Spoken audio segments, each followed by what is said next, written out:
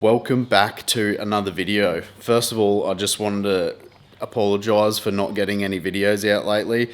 It's been a bit of a struggle. We've been trying to do house upgrades and trying to afford that while having a 2-year-old and trying to do big modifications to the car or expensive mods to the car. It's a bit of a struggle. So yeah, this is going to be a bit of more of a vlog style video. So this isn't going to be a how-to because there's plenty of videos on how to install suspension out there. This is just going to be what I'm doing, what I'm putting in the back of this thing, and also why. So I've gone with the Fox shocks in the rear and 300 kilo constant leafs. Pretty much got the vehicle weighed and that's what's recommended. It was a little bit more. I probably could have upgraded them like to the next one up, but you know, I don't know what I'm going to do, how I'm going to fit it out yet. So, you know, I just got the 300 kilos because I didn't want it to be rough. I'm also looking at taking the canopy off, getting some jack off legs and going full driving a bit more. So I didn't want the 500 kilos to be real rough and, you know, lose all the flex in the rear as much as an IFS has. But yeah, so that's the aim for today. Maybe give the girl a wash because well overdue, and yeah, pretty much go from there. Alright, so this is the kit that I was talking about. So these are the springs, they're the 300 kilo constants. These are Dobinson springs, and the Fox 2.0 shocks. It was $1,800 for the kit. That comes with your rubber boots, all your shackles and everything in this box, all your bushings, everything.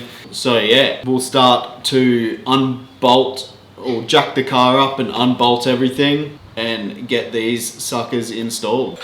Also, one thing I didn't mention, this is a 2-inch lift. So if you haven't seen the first video of my suspension, so I pretty much got the Fat Bars Bilstein 3-inch in the front and went with the Fox in the rear. Now, if I had the money back then or had the money now to do it all again, I probably would just upgrade it all to go Fox shocks all round, just because they're a serviceable shock, whereas the Bilsteins aren't. Pretty much just when they cark it, you've got to replace them. I'm not sure how much the Fox shocks are to get serviced.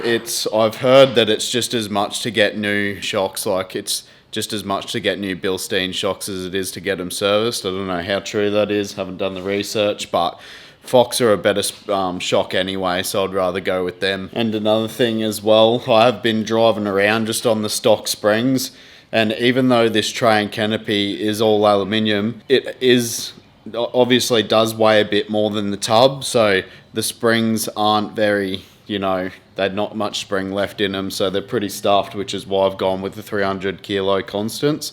So yeah, 2-inch lift in the back, 3-inch in the front, should keep it pretty level and get rid of that Cali lean that I've been dealing with for a while. One thing I almost forgot to check before I started jacking the car up was the ride height now compared to later. Now obviously it is a 2-inch spring, but I just wanted to check actually how much I am getting out of this compared to what it is now.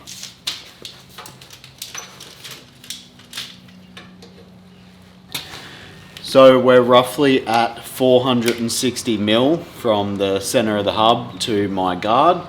So we'll get this installed now, and we will check it later and see what we're at. So I was just trying to jack the car up to get the wheels off the ground. Had to get some metal blocks. So that's pretty thick gauge steel there. So I had that on the jack to try and get the wheels off the ground. And then I had the jack stand problem. They weren't tall enough, so I put some pavers under there to get that up. But yeah, so it was starting to get a bit dodgy. I don't like that. I was trying to not take the wheels off, but it looks like I'm gonna have to take them off. If you have, you know, standard size wheels, mine aren't so standard. Mine are a little bit bigger. So if you do have standard wheels, you might get away with this, but I'm gonna have to take these wheels off, which sucks, a little bit extra work, but for safety, you're better off just taking them off.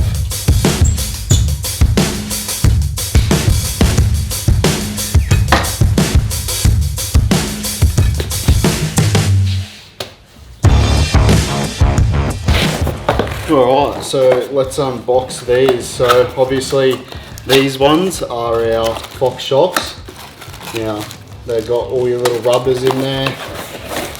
Open up the pack. Comes with the little, comes with the sticker. I don't know where I'll put that. I don't know if I'm a stickers on car kind of guy, like don't mind a couple, but maybe not sticker collage, so this one might have to go in the toolbox. So yeah, bit of an installation guide, and the shocks themselves. Now, these are pretty light, lighter than I thought they were going to be. They are a very, very nice looking shock, pretty sturdy, and yeah, hopefully they last a while at least, especially for wheeling. That's another reason why I upgraded to the Fox ones, because they're a bit more designed for, you know, a bit rougher conditions. Like, I like to go out glasshouse and stuff and really want to do some more trips, so I thought I'd spend the extra, I think they were like $300 more for the Fox compared to the Bilstein shocks. So yeah, glad I upgraded to these ones. And then in the Fat Buzz box here, we got all your Super Pro bushes. They do come with grease in them, which is good. Thought I'd have to buy some, but that's sick. Now, these are the shackles here, guys. So these are also greasable, which is really good. Obviously, your stock ones aren't, so you know, you get a bit of squeak and stuff, you're not going to be able to fix them. So upgrading your suspension, that's one of the bonuses. Fat Buzz sticker, that might have to go on the car, might not, I don't know yet. Might go on the toolbox with the Fox one. Fat Buzz stubby cooler, keep your beers cold. And all your U-bolts, the other shackle, and the other bolts. And then over here, you also get your rubber boots to go and protect the main part of your shock here. Protect it from rocks and stuff. So yeah, that's all that's in the box.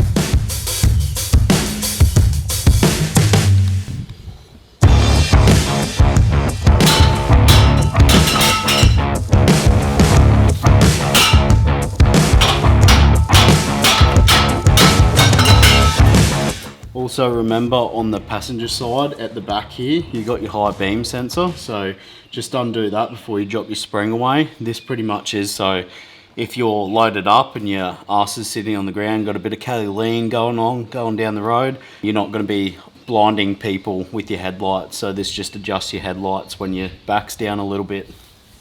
Alright, so another tip here, when you're undoing the leaf spring on the passenger side, this front bolt here, obviously trying to get this out, it pushes back through that way towards the tank and you can't get it off. So just get a Recipro or a grinder if you're that game and cut that off, and then when you put the new one in, put it through this side and have the nut on this side, so you don't have to deal with this problem again if you ever got to change it out. Just as I thought it was all over getting the springs out, found a bit of a problem. So if you look here, this is my tank, my toolboxes, my under tray toolboxes. Obviously that's the mud flaps. Now up here is obviously the bit I need to get out, so that ain't coming out. Now I could just grind it off like the other one, but unfortunately the new ones have to go in that way, so I'm gonna have to undo both toolboxes on each side. But I guess that's the price you pay when you start customizing your tray and stuff, and you know, you come across these things, but got to keep your chin up and just get it done.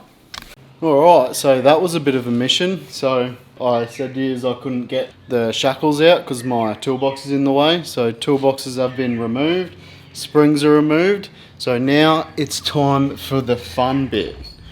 Well, kind of fun bit. So pretty much got to get these springs ready, which involves greasing up the new bushings and everything, getting all the new shackles ready.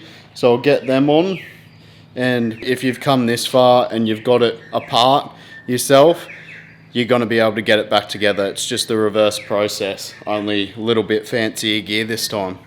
Alright, so to get these springs ready to go in, they give you a bunch of grease. So pretty much you just want to hot to spit on that thing. No, you just want to get a bit of grease on your finger, whatever. Get some gloves if you don't like getting your hands dirty. You just want to grease up the whole bushing. Anything that's rubber that's in contact with metal, you just want to grease it up. Doesn't need to be heaps, like don't need to fucking use the whole tube, just a little bit. And then you just want to pop them in like so.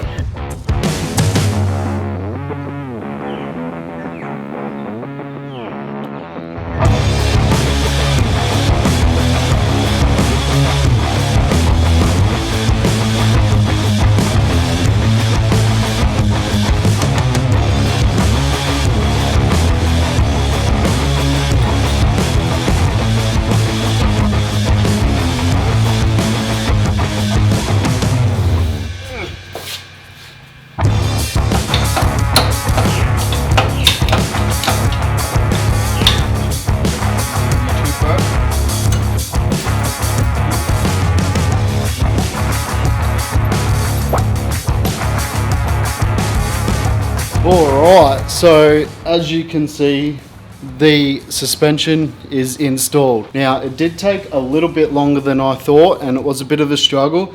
It could be a two-person job. It's just a pain to try and, like, the leaves are actually pretty heavy. So it's just a pain to try and get the leaves in and then into its hole at the front and get that bolt in. And to try and line it up, I was like pushing it from the back here with my foot and couldn't see where the hole was there. So it was kind of back and forwards, but got it done. A little bit longer than expected, but yeah. Now, as some of you may or may not have just picked up on that little clip, is I've left all the bolts loose. Now I'm going to get the wheels back on and everything under load. It's good practice to get everything under load, like all my toolboxes back on, tyres on, and then try and retension everything back up to the torque spec. It's just because the bushes and everything, they may wear quicker if they're like, you know, tightened at this angle, and then you put pressure on them and then there's more pressure. You know what I mean? It's hard to explain, but anyway, just tighten everything after when all the weight's back on the springs. So I'm gonna get the tyres and the toolboxes back on and then tension everything up, and we'll get some B-roll of what it looks like now.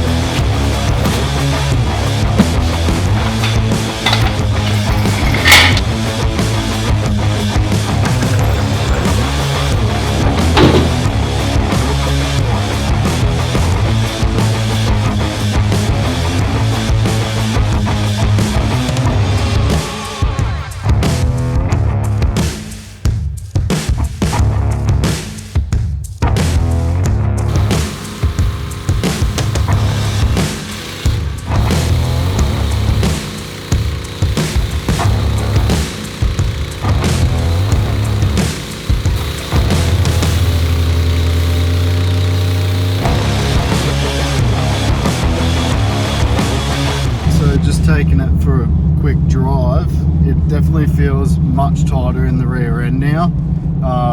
Obviously the suspension's not as swayy anymore, doesn't just feel like a boat. Yeah, pretty happy with it. Definitely drives much better now and doesn't really feel too stiff. I'll give it a couple of days and see what it ends up like.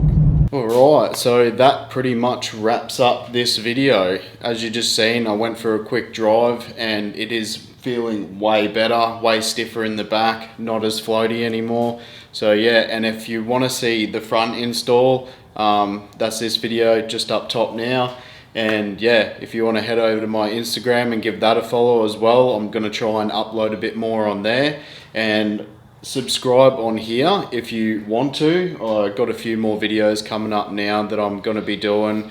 One, I don't know if it'll be the next one, but I will be doing a 12 volt install in the canopy, and I need to get some jack off legs so I can take this canopy off to do some wheeling properly. because I don't really want the canopy on when I'm going out doing some tougher tracks, because it's going to be a bit top heavy and don't want to damage the canopy. So the less I have on here, the better. That's why I went with the 300 as well, 300 kilo springs, not the 500. So yeah, I'll see you on the next one.